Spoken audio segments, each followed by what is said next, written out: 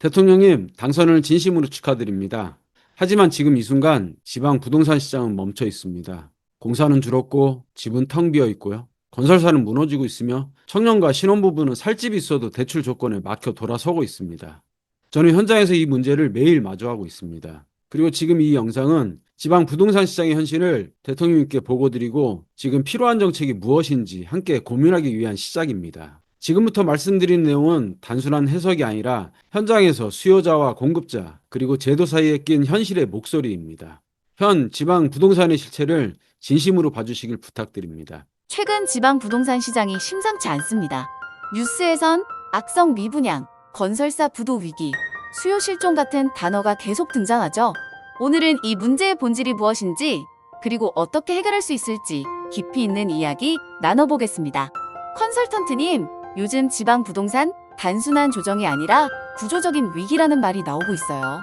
네, 정확한 지적입니다. 지금 지방은 단순히 집이 안 팔리는 게 아니라 살 이유가 없고 살 수단도 막혀있는 시장으로 바뀌고 있습니다. 준공후에도 팔리지 않는 악성 미분양은요, 지방이만 80% 이상 몰려 있고요. 단지 몇 개의 문제가 아니라 수요, 정책, 금융, 공급이 동시에 작동하지 않는 구조적인 문제입니다. 그럼 어떤 문제들이 이렇게 지방 시장을 흔들고 있는 건가요? 아주 많지만 몇 가지만 설명드리겠습니다. 입주 가능한데도 팔리지 않는 집이 쌓이고 있는 악성 미분양이 문제입니다. 2025년 4월 기준 지방에만 2만 6천 호가 넘습니다. 건설사 부도 위험은 매우 중요한 문제입니다.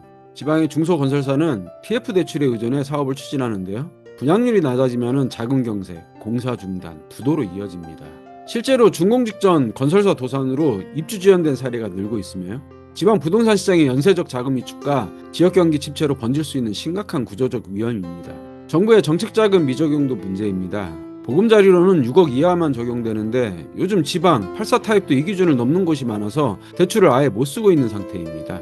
그리고 청년 고령층 수요 공백 문제도 심각합니다. 청년은 빠져나가고 고령층은 움직이지 않으니 실수요자가 거의 없는 상황입니다.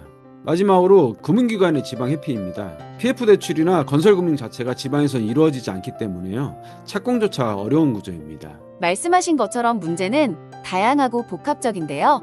그렇다면 현실적으로 정부가 추진할 수 있는 해결 방안은 어떤 것들이 있을까요? 해결책은 단순히 미분양을 사들이는 방식이 아니라 수요자가 살 수 있게 그리고 살고 쉽게 만드는 구조로 가야 됩니다.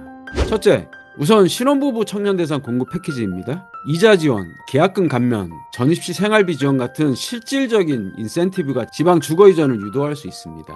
정부의 정책 자금도 현실 반영이 필요합니다. 보금자리론의 가격 상한선을요, 지역별로 차등 확대해야 됩니다. 보금자리론 기준 6억 원을요, 지방 실정에 맞게끔 7억까지 상향하고요, 생애 최초 구입자에게는 한시적으로 예외를 두는 방안도 필요합니다. 그리고 세제 인센티브 강화도 필요합니다. 지방 미분양 주택을 실수요자가 매입할 경우에요, 취득세 감면, 양도세 장기 보유 공제, 재산세 감면 등의 패키지로 접근성을 높여야 합니다. 그리고 공공에서 전세 전환형 공급 확대도 중요합니다. 최근 정부에서 발표한 분양 전환형 든든 전세 정책이 여기에 해당됩니다. 준공 후 미분양 주택을 LH가 전세로 활용하고요, 이후 입주자가 분양 전환까지 선택할 수 있도록 유도하는 구조입니다. 이 제도는 악성 미분양을 빠르게 흡수할 수 있습니다. 무엇보다도 이 정책이 신속하게 대규모로 실행되는 것이 관건입니다. 지방 중심으로 공급 전환이 이루어져야 실효성이 생깁니다. 그리고 건설사 부도 리스크에 대해서는 공공분양 전환 제도를 보다 적극적으로 활용해야 됩니다. 민간 건설사의 분양 물량 중에서요, 일정 비율을 LH 등이 공공분양으로 전환해 공급하면은요, 시장 내 공급 부담을 줄이면서 실수요 중심의 주택 공급이 가능해집니다. 또한 공공 부분에서는요, 이미 다양한 분양 전환형 임대주택도 운영 중입니다. 초기에는 임대로 공급하되 일정 기간 후 분양 전환이 가능하게 설계된 이 모델은 실수요자의 자산 형성과 주거 안정성을 동시에 잡을 수 있는 구조입니다. 민간에서도 장기 일반 임대주택 제도를 통해서요, 10년 이상 안정적으로 거주할 수 있는 상품이 공급되고 있고요, 이 역시 시장 수요에 따라 분양 전환과 연계될 수 있는 중요한 정책 도구입니다.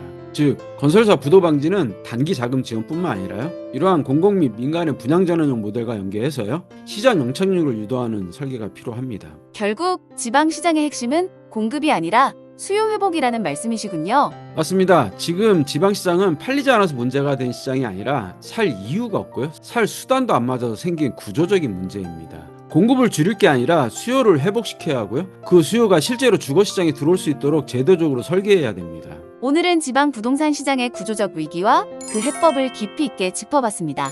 다음 영상에서는 더욱 좋은 내용으로 찾아뵙겠습니다. 감사합니다.